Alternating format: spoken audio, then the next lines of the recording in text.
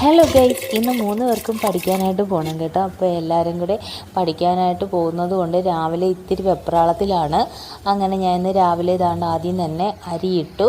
അരിയൊന്ന് തിളച്ച് വന്ന സമയം കൊണ്ട് നമ്മൾ ഇഡലിയാണ് രാവിലെ ബ്രേക്ക്ഫാസ്റ്റിനായിട്ട് ഉണ്ടാക്കുന്നത്. അങ്ങനെ ഇഡലിയൊക്കെ ഒന്ന് വേവിച്ചെടുക്കാനായിട്ട് വെച്ചിട്ടുണ്ടായിരുന്നു. പിന്നെ നമ്മുടെ അരി അപ്പോഴത്തേക്ക് തിളച്ച് വന്നു. ഇഡലിയും കൂടെ ഒന്ന് വേവിച്ച് മാറ്റി വെച്ചു.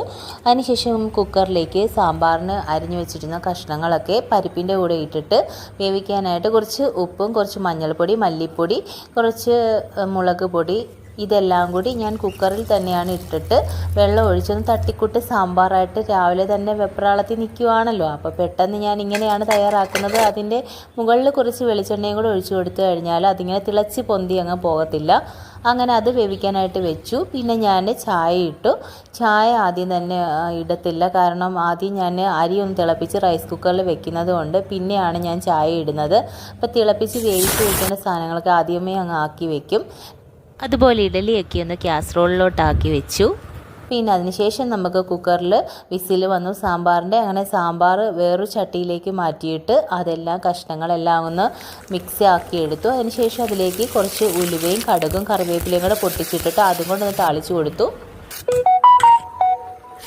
കുട്ടീസിന് എന്തായാലും ചോറ് കൊണ്ടുപോകണം. അവർക്ക് വൈകുന്നേരം വരെ ഉണ്ടല്ലോ ക്ലാസ്. എനിക്ക് എന്തായാലും ഒരാഴ്ച കൂടി ഉച്ച വരെയുള്ളൂ ക്ലാസ്. അപ്പോൾ അടുത്ത ആഴ്ച തൊട്ട് എൻ്റെ ലഞ്ച് ബോക്സും കൂടെ ഉണ്ടായിരിക്കും കേട്ടോ. അങ്ങനെ ലഞ്ച് ബോക്സ് വെക്കാനായിട്ടുള്ള ആപ്പിളൊക്കെ ഞാൻ നേരത്തെ കട്ട് ചെയ്തിട്ട് വെള്ളത്തിലിട്ട് വെച്ചു. അത് കറുത്ത് പോകാതിരിക്കുകയാണ് കുറച്ച് നേരം വെള്ളത്തിലിട്ട് വെക്കുന്നത്. പിന്നെ ഞാൻ മുട്ടയൊന്ന് ചിക്കി പൊരിച്ചെടുത്തു. ഇന്ന് മുട്ട വറുത്തതല്ല, ഇന്ന് ചിക്കി പൊരിച്ചിട്ടാണ് കൊടുക്കുന്നത്. അങ്ങനെ അതെല്ലാം ആക്കി വെച്ചിട്ട് ഞാൻ ഇഡ്ഡലി സാമ്പാറും ഒക്കെ ഒന്ന് കഴിച്ചതിന് ശേഷം കുട്ടീസിൻ്റെ ചോറൊക്കെ ദാണ്ട് ലഞ്ച് ബോക്സിൽ പാക്ക് ചെയ്തു. 2 പേരുടെയും ചോറ് പാക്ക് ചെയ്യാണ്. മൂത്താളുടെയും ഇളയാളുടെയും ഒരുമിച്ച് ഇതാ പാക്ക് ചെയ്തിട്ടുണ്ട്. അപ്പോൾ 2 പേർക്കും ഇന്ന് ചമ്മന്തി വെച്ചിട്ടില്ല. അപ്പോൾ അതിന് പകരം ഇന്ന് സാമ്പാറാണ് രാവിലെ ഉണ്ടാക്കിയത്. അപ്പോൾ അതുകൊണ്ട് അതാണ് കൊടുത്തു വിടുന്നത്. പിന്നെ മുട്ട ചിക്കി പൊരിച്ചത് അതും കൂടെ ഒന്ന് വെച്ച് കൊടുക്കുന്നുണ്ട്. അങ്ങനെ പ്രത്യേകം ദാണ്ട് സാമ്പാറും ഒക്കെ ആക്കി വേറെ പാത്രത്തിലും കൂടെ വെച്ച് കൊടുത്തിട്ടുണ്ട്.